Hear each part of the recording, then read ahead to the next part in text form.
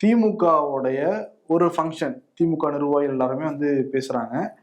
அந்த ஃபங்க்ஷன் நடந்துகிட்டு இருக்க பக்கத்துல தான் தள்ளுவண்டி கடை வந்து நடத்திட்டு இருந்தாங்க இவங்க. இவங்க வந்து கம்யூனிஸ்ட்காரங்க அப்படின்னு வந்து சொல்றாங்க.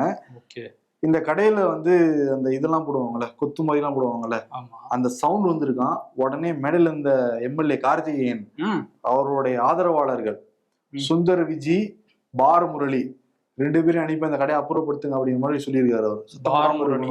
பார் முரளி பேரை பார்த்து அடைமொழி வேற இதுல அந்த லைட் வேற கண்ணு கூசியிருக்கான். தள்ளுவண்டியில கடையில இருக்கிற லைட்டு எம்எல்ஏ கார்த்திகேயன் கண்ணை கூசியிருக்கான். சத்தமா அவருக்கு வந்து டிஸ்டர்பா இருந்திருக்கான். இல்ல இதுல என்னன்னா இவங்க மேடை போட்டு பேசி அது நிறைய பொய்கள்லாம் வேற வாக்குறுதி எல்லாம் சொல்றேன்னு நிறைய பொய்கள்லாம் வேற சொல்றாங்க. அதெல்லாம் மக்களுக்கு டிஸ்டர்பன்ஸா இருக்காது.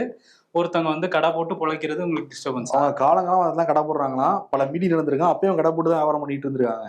பட் கார்த்திகேயன் என்ன பண்ணியிருக்காரு, இந்த பார முரளி விஜய் அனுப்பிச்சு விட்டுறதுனால அவங்க போய் வந்து கடையை மூடுறியா இல்லையா, கடையை நடத்த மாட்டேன் பார்த்துக்கோ, என்ன எழுது அப்படின்லாம் பயங்கரமா சொன்ன விட்டு இருந்திருக்காங்க.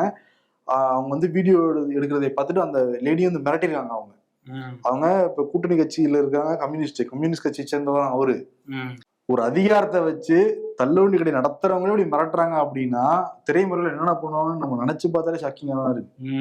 ஆமா, அதிகாரத்தை எங்க கொண்டு போய் காட்டிட்டு இருக்காங்க பாருங்க. இதெல்லாம் வந்து தலைமை ஒரு நடவடிக்கை எடுத்தாதான். ஏன்னா 2006-11 இந்த மாதிரி நிறைய சம்பவங்கள் நடந்ததுக்கு அப்புறம் என்ன நடந்துச்சுன்னு நம்ம பார்த்தோம். இப்பயும் தலைமை வந்து இதெல்லாம் பாப்போம் என்ன பண்றாங்க. நிச்சயம் பாப்போம். ஏன்னா கார்த்திகேயன் வந்து மீசெல்லாம் முறுக்கிலாம் விடுவாப்புல. ஆனா எம்எல்ஏ கார்த்திகேயன் சட்டமன்றத்துல பேசினியா பாத்திரியா மக்கள் பிரச்சனை இல்லை. பேர் கூட ஒரு பேர்லாம் கூட அடிக்கடி அடிபடாது. மீசையை நீங்க எங்க முறுக்கணும் அப்படின்னா ஏதாவது உங்களுக்கு தவறு நடக்கிற இடத்துல மீசையை வந்து முறுக்கலாம்.